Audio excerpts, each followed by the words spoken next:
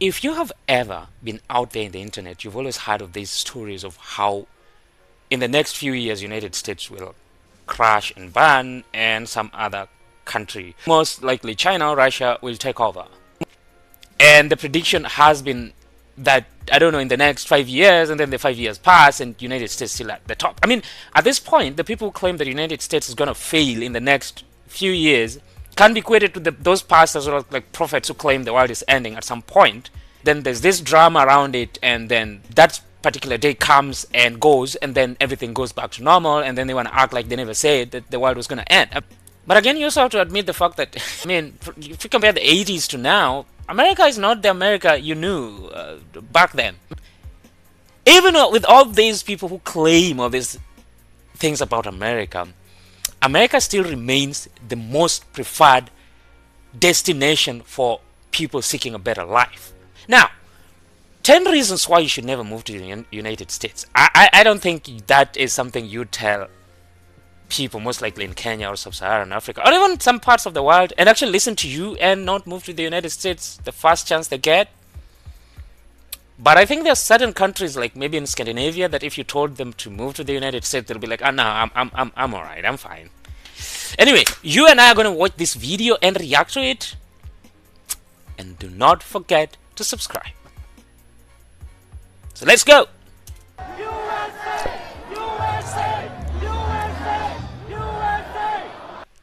I swear to God, the amount of flags you see in an event will just tell you how Americans tend to feel about their country. 10 reasons why United States sucks. We're not the same America. Well, we're not the same America. No way. One big reason for our poor showing in our world rankings is our health and nutrition. As a nation, we lead the world in medical technology, but we're 97th in access to healthcare. We have health statistics similar to people in Chile, Albania, and Jordan. If you compare the US to the world's 11th richest nations, the US spends far more on healthcare, but the outcomes are last. Honestly, I don't know why. I think America can genuinely provide healthcare for its citizens. I don't know why it doesn't, but if this is a reason why someone should not move to the United States, Kenya does not really. Kenya, like, you'll find there is like medical insurance, but it's highly ineffective. So I think if this is a reason why you're going to tell someone not to move to the United States, go sell this to someone else. I think some places like for example, as a Kenyan, this would be like, well, I'm used to that, so I might as well just go to the United States, make money.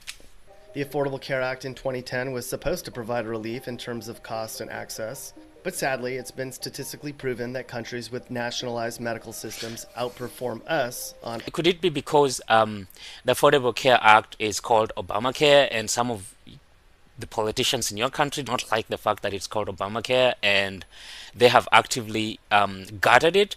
Or that aside, or could it also be that lobby groups have managed to infiltrate your politics enough to make sure that any effort at making sort of like a nationalized healthcare subsidy program that is effective has been rendered inoperative or like unable to actually work, because there are certain private entities that benefit from this not being nationalized and have actually amassed that amount of money to make sure that this can never happen. Because I know anywhere politicians can be bought.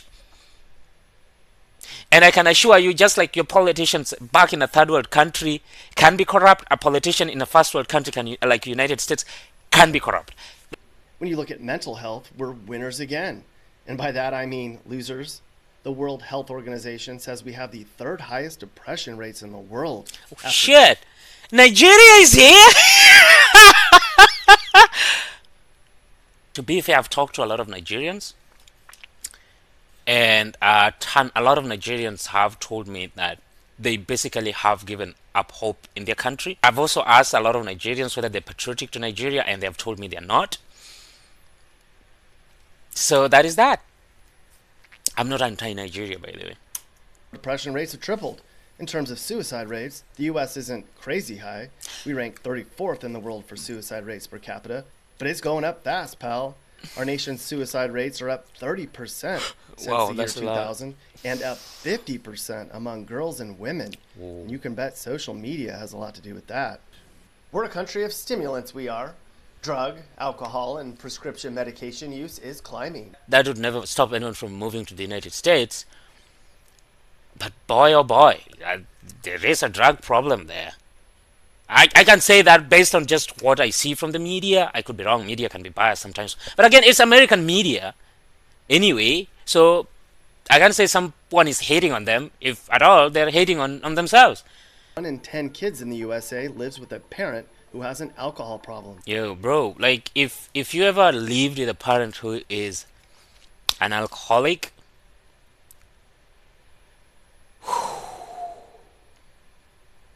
you don't want that, bro. Especially if they're alcoholics and they're violent.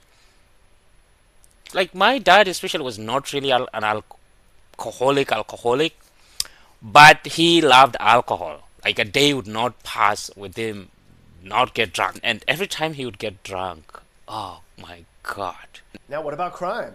Well, when you measure violent and property crime, we're about middle of the road, but a majority of countries have a lower homicide rate than we do. But crime and safety has been a real concern in 2020 as large cities have been overrun with a spike in shootings and vandalism, shrinking police budgets. I'm also sure that uh, gun deaths are higher in United States than in my country.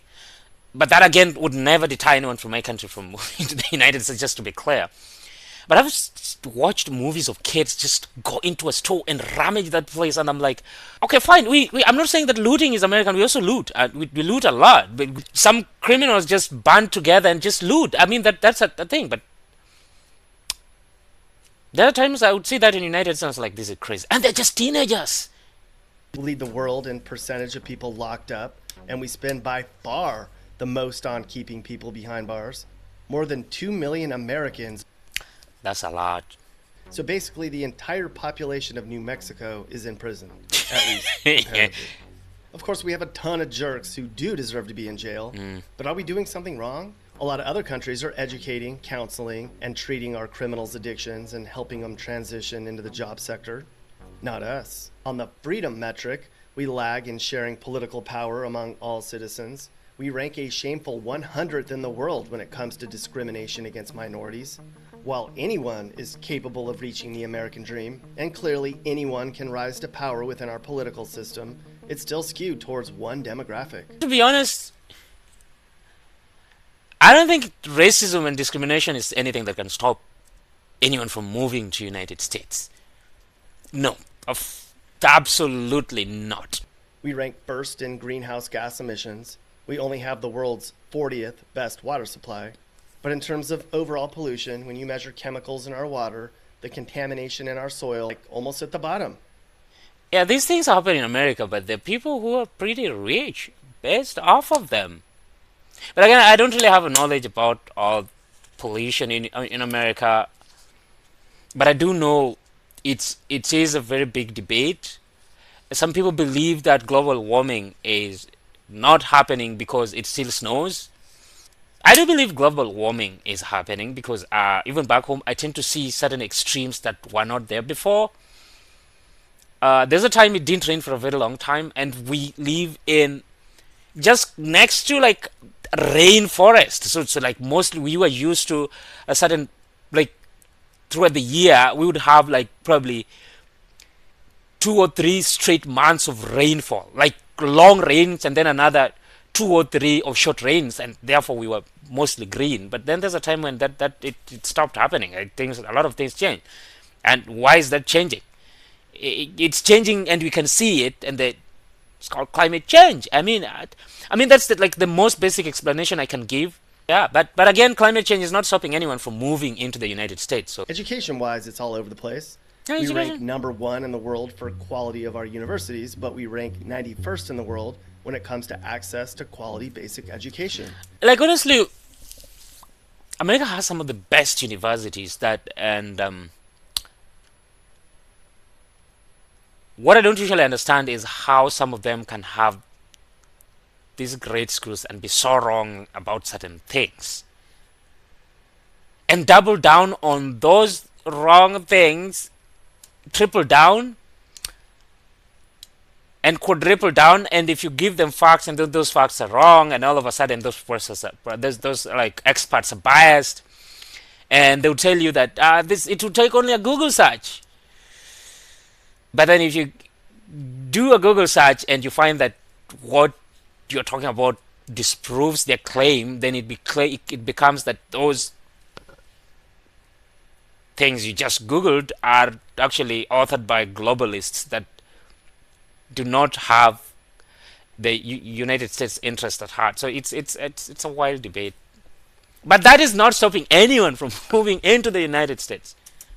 So it has to be our family values which are the main cause for our school failures. One big thing stands out here: family structure. It's estimated that 2% of US kids have a parent in prison, which is crazy high. That's like 1 in 50 kids, two-parent family. How many of those are black? Just a question. Just a question.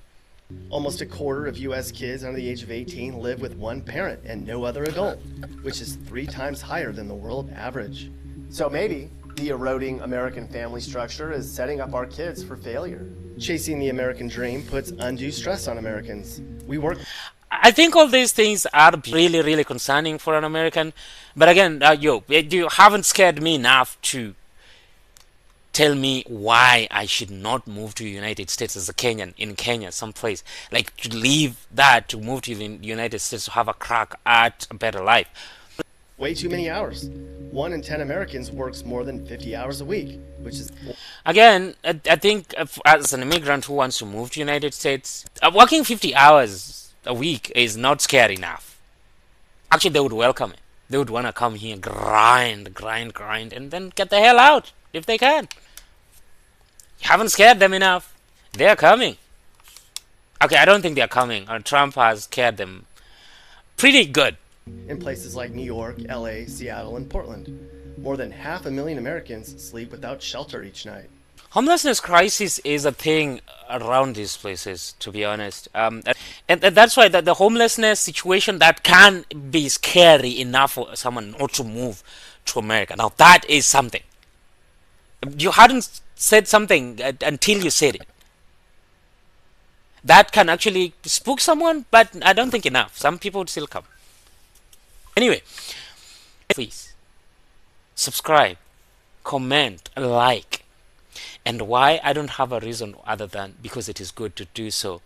You're gonna help me grow this channel. See you in the next video, bro.